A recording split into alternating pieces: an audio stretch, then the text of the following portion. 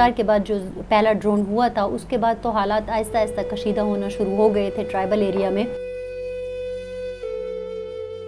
अगर हम war on terror के बाद की बात करें तो फिर जाहिर है कि चूँकि सारी दुनिया की जंग जो है वो अफ़गानिस्तान और अफ़गानिस्तान से मुल्लिका फ़ाटा पाकिस्तान का इलाका है, वहाँ ये जंग लाई गई।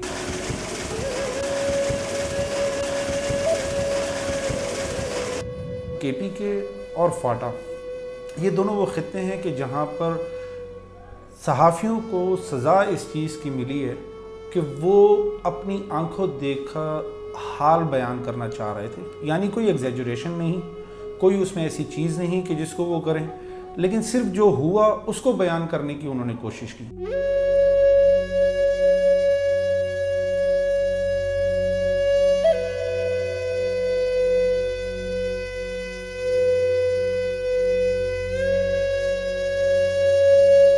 आप जब कवर करते हैं उसमें आप अगर एक जगह पे कहते हैं कि यहाँ पे सिक्योरिटी फोर्सेस की तरफ से आम लोग, बेगुनाह लोग निशाना बनाए गए, तो उनके तरफ से आपको थ्रेट्स होते हैं।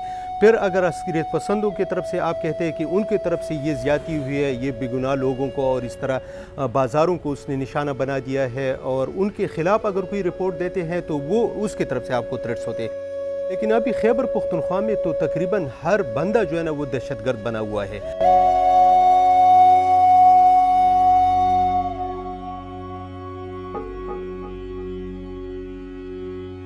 फ्लो आता है ना आप यहाँ चैनल्स का, तो हमें एहसास नहीं होता कि हमने करना क्या है। हमने लोगों को ला के भर्ती कर दिया, उन्हें कहा जाओ यार वो खुद कुछ धमाका हो गया या ट्राइबल एरिया चले जाओ, जाके यहाँ से कवरेज कर लो।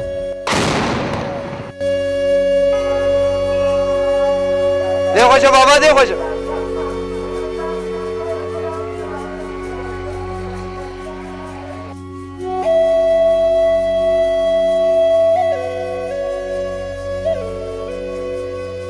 टाइम मतलब ब्लास्ट हुआ था, उस टाइम मैं गेट पर मौजूद था।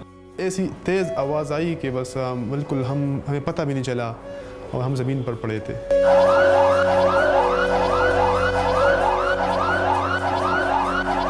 एक वक्त था कि जब इंसानी खून की जो स्मेल होती है वो मेरे लिए बहुत मुश्किल होता था उसको बर्दाश्त करना। एक छोटी सी मिसाल देती हूँ कि गली से जब जंजीर ज़नी का जुलूस गुज़रता था तो मैं गली पे नहीं निकलती थी, घर में ही रहती थी। और फिर एक वक्त ऐसे आया कि मेरे चारों तरफ लाशें ही लाशें थी और मैं मुर्दाखाने में खड़ी उनको भी कवर कर रही थी।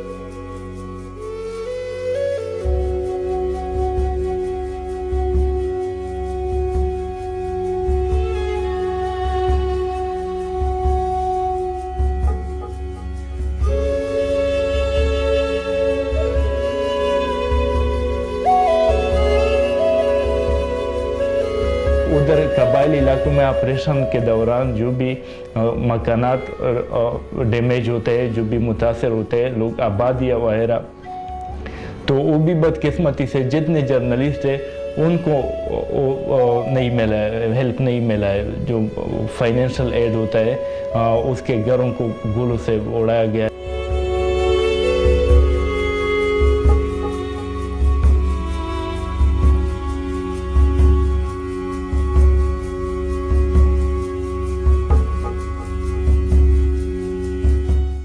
हमारी इदारे की तरफ से हमें वो फैसिलिटीज़ भी प्रोवाइड नहीं है।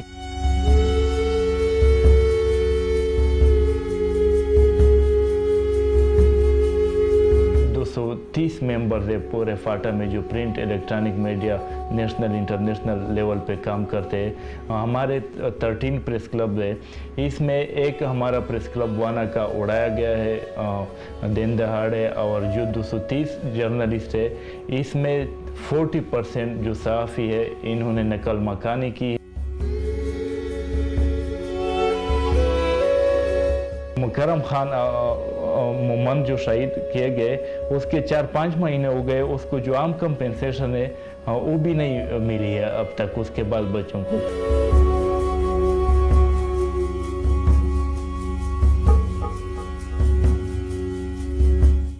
इस्लामी मीडिया बहुत तेज़ हो गई है, एकदम वो धमाका होता है, उनको पता है कि इसने खामखा जाना होता है, वो एकदम टीवी ऑन कर लेती हैं, फिर मुझे टेलीफोन करती हैं कि बेटे कहाँ हो, ये तुम जा रहे हो। उस वक्त मैं कहता हूँ मैं मामा जा रहा हूँ इस वक्त, अभी छोड़ दो, लेकिन फिर भी वो टीवी में देखती है क्योंकि उसको हालात का पता है कि क्या है। बाज़ औक़ात हम कहते भी नहीं हैं।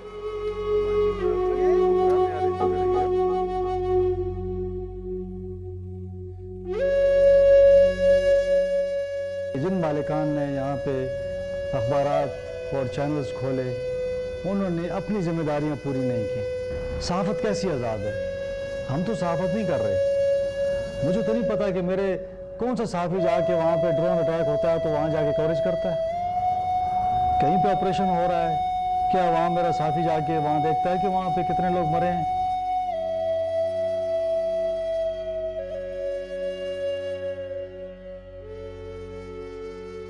यहाँ पे अगर कहूँ तो हस्बैंड को बहुत ज़्यादा, बल्कि मेरे बेटे को बाज़ औक़ात बहुत ज़्यादा फिक्र होती है कि मामा ये क्या आप तम्बाकू में और ये सारा कुछ।